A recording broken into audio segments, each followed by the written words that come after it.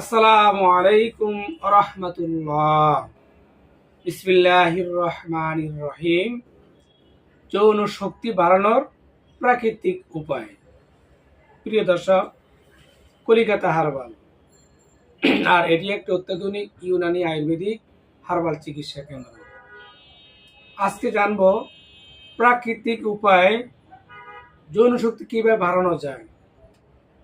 বন্ধুগণ, আমরা যারা দাম্পত্য জীবন অসুখী, সংসার জীবন হতাশায় আছেন, বিভিন্ন সময় নিজের যৌন আকাঙ্ক্ষার কারণে, দুর্বলতার কারণে সংসার জীবন হতাশায় ভুগতেছি, তাদের জন্য ভিডিওটি অত্যন্ত গুরুত্বপূর্ণ ভূমিকা রাখবে।